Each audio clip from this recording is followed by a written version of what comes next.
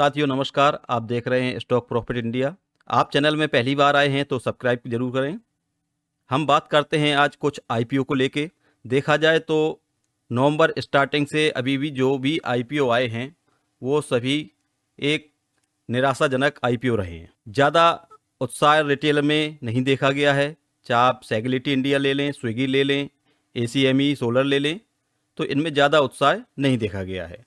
तो ये कहेंगे हम कि ये ठंडे और कूल रहे।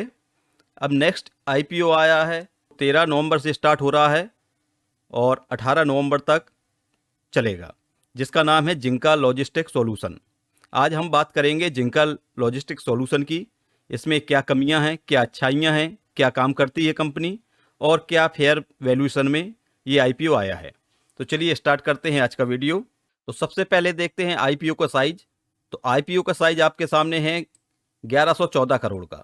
1114 करोड़ में ये फ्रेश इशू लाए हैं वो है 550 करोड़, और बाकी जो ये 564 करोड़ का साइज है ये ऑफर फॉर सेल के लिए है। यानी जो ये 550 करोड़ रुपए आएंगे वो कंपनी अपने कंपनी के निवेश में लगाएगी, कंपनी को आगे ले जाने के लिए लगाएगी, और बाकी ये 564 करोड़ रुपए हैं ये प्रमोटर अपनी इक्विटी बेच के अपने जेब में रखेंगे। तो हम ये कहें कि आधा पैसा कंपनी के पास जाएगा और आधा पैसा प्रमोटर के पास जाएगा। तो पहले तो यही एक सही चीज़ नहीं है कि इसमें ज़्यादा पैसा वो प्रमोटर की जेब में जा रहा है। चलिए हम आगे देखते हैं कि कंपनी किस प्रकार का काम करती है और क्या ये पैसा उसके लिए उचित होगा, और जो प्रमोटर हैं वो कितने परसेंट पे हैं जो 564 करोड़ अपनी जेब में डालेंगे। तो हम आपको बता दें कंपनी के बारे में। तो कंपनी का काम है, जैसे आपने न्यू स्टार्टअप जोमेटो का सुना था, स्विगी का सुना था, पेटीएम का सुना था, उसी प्रकार का एक स्टार्टअप है। इस स्टार्टअप में रिटेल भाइयों का कोई डायरेक्ट संबंध नहीं है। इसमें जो संबंध है वो संबंध है जो लोग ट्रक का काम करते हैं, ट्रक के लिए भाड़े का काम करते हैं, पास ट्रक हैं तो वो ट्रक इस कंपनी से टाई अप करके वो एक लाभ लेंगे इस कंपनी के थ्रू। वो ये होगा कि ये कहीं भी आपका ट्रक जा रहा है वहाँ पे यदि कोई इनके पास ऑर्डर आ रहा है ट्रांसपोर्टिंग का, तो ये आपके कंपनी का ट्रक वहाँ भेज देंगे और उसके बदले में कुछ कमीशन अपने पास ले लेंगे। वो ट्रक आपका खाली नहीं जाएगा जहाँ पे आपका गया है। तो ये इस प्रकार से ऑनलाइन काम करते हैं जो ट्रक में ट्रांसपोर्टेशन के लिए। तो एक हम जैसे मान लें कि आपके पास 5-6 ट्रक हैं, आपने इस कंपनी के थ्रू उन ट्रकों को लगा दिया। तो सबसे पहला काम करती है ये कंपनी कि उसमें जीपीआरएस लगाती है। उस जीपीआरएस से वो ट्रक को ट्रैक किया जाता है, यानी प्रॉपर वे में वो ट्रक जा रहा है या नहीं जा रहा है, लोडिंग के लिए कितना समय लगेगा, अनलोडिंग के लिए कितना समय लगेगा, और जो दूरी है वो दूरी सही समय से पूरी की जा रही है या नहीं। यानी ये पूरी गतिविधियों पे नज़र रखता है जिनका लॉजिस्टिक। इनकी एक सब्सिडरी है ब्लैक बक। ब्लैक बक एक ऐप है जिसके थ्रू ट्रक वाले इससे अपने ट्रक का डील करते हैं, यानी जो भी ट्रक चलाते हैं वो ब्लैक बक ऐप का यूज करते हैं। इसमें रिटेलर के लिए कोई ऐसी चीज़ नहीं है जो रिटेलर यूज करता हो। तो यानी ये हम कह सकते हैं कि ये केवल उन लोगों को अपने टाई अप में लेती है जो लोग ऑलरेडी ट्रांसपोर्टेशन का काम करते हैं, यानी बिजनेस करते हैं। तो ये बिजनेस को प्रोवाइड कराती है और अच्छे बिजनेस के लिए। तो ये इनका काम है। बाकी ब्लैक बक का दूसरा काम है, यदि आपने कहा कि हमें ट्रांसपोर्टेशन का काम करना है, हमारे पास ट्रक नहीं है, तो ब्लैक बक उसमें लोन भी प्रोवाइड कराती है, आपको ट्रक भी देती है, उस ट्रक से वो टाई अप भी करती है और आपके लिए ट्रांसपोर्टेशन के लिए भाड़े का जो काम है उस भाड़े को भी प्रोवाइड कराती है। तो ये इस प्रकार का इनका काम है। तो कंपनी ने बोला है कि हम जो भी 550 करोड़ रुपए आएगा वो ब्लैक बक में यूज करेंगे। ब्लैक बक में यूज करने का मतलब है कि वो ट्रक के लिए उसी पैसे से लोन देंगे। तो आपसे पैसा उन्होंने लिया और उन्होंने लोन पे आगे दे दिया। तो ये एनबीएफसी कंपनी की तरह ब्लैक बक काम करती है। दूसरी चीज, अभी तक इनके पास केवल 7 ऐसे स्टेट हैं जहां पे इनका टाई अप चल रहा है और 48 डिस्ट्रिक्ट हैं उन 7 स्टेट में। तो ये हम कहें कि अभी ये पूरे इंडिया में पूरी तरह से बिजनेस को फैला नहीं पाए हैं और एक अभी सीमित दायरा है, तो इनके पास स्पेस अभी बहुत है, यानी 7 स्टेट से और 29 स्टेट में जाना, तो इनके पास स्पेस काफ़ी है अपने बिजनेस को आगे ले जाने के लिए। तो ये चलिए अच्छी बात है। अब देखते हैं इनकी फाइनेंशियल हालात को क्या कहते हैं इनके हालात। तो मार्च ये 24 का डेटा आपके सामने है। इनके पास एसेट्स थे 654 करोड़ का एसेट्स था 2024 में, 2023 में 654 करोड़ का, 2022 में 899 करोड़ का।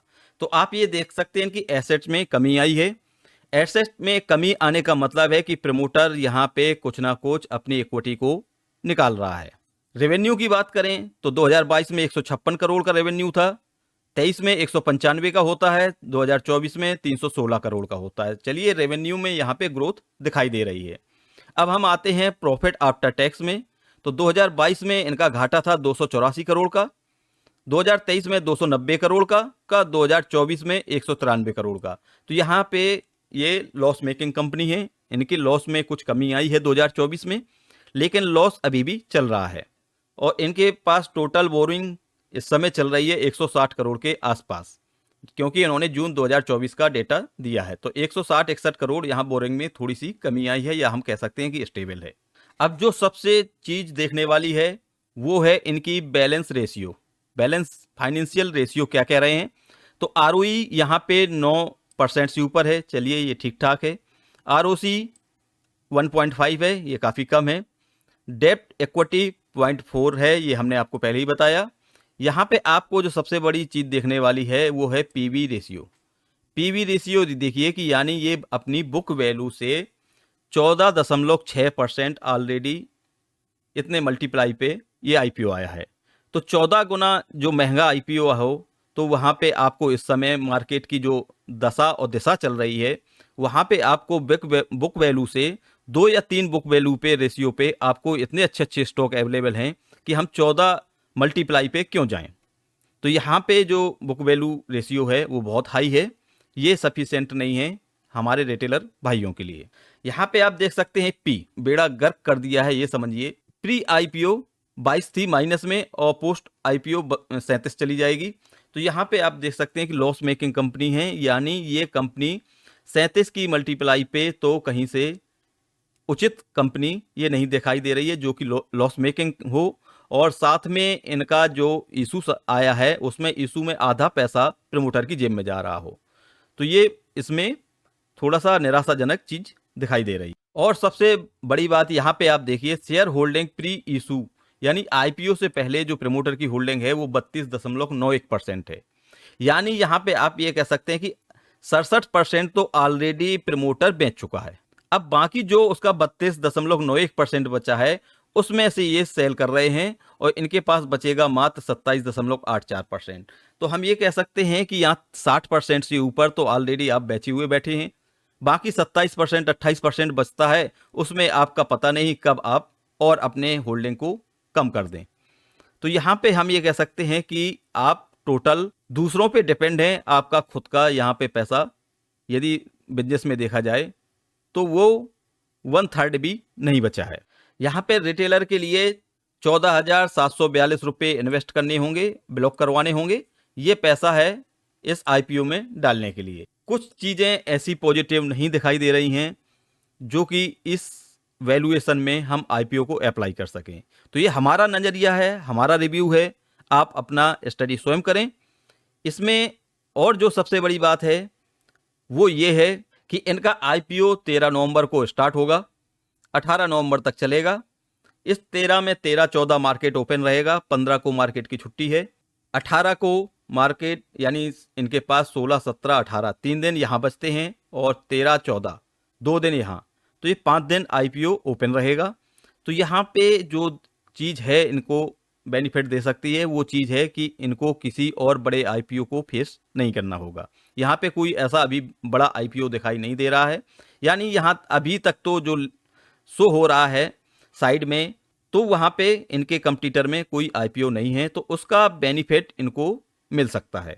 जो सबसे बेनिफिशियल सेगमेंट है वो है फास्टैग का। ये अपने जो ट्रैक इनसे टाई अप करवाते हैं उनमें ये अपना फास्टैग लगाते हैं, उस फास्टैग में इन्हें कुछ कमीशन एक्स्ट्रा मिलता है जो कि इनका प्रॉफिट का काम करता है। तो अंत में हम यही कहना चाहेंगे कि यदि आपके पास बहुत अतिरिक्त पैसा है तो आप इसमें निवेश कर सकते हैं। ये एक स्टार्टअप की तरह है और आने वाले समय पे यदि ब्लैक बक और अच्छा लोन दे पाया तो वहाँ पे बेनिफिशियल हो सकता है। बाकी अभी प्रेजेंट टाइम में तो वैल्यूएशन वाइज देखें, प्रमोटर होल्डिंग के वाइज देखें और इनकी बुक वैल्यू के हिसाब से देखें तो यहाँ पे नेगेटिव ही चीज़ दिखाई दे रही हैं। तो ये था हमारा रिव्यू इस आईपीओ के लिए। मिलते हैं नेक्स्ट वीडियो में और एक नई इन्फॉर्मेशन के साथ। तब तक के लिए बाय बाय, टेक केयर।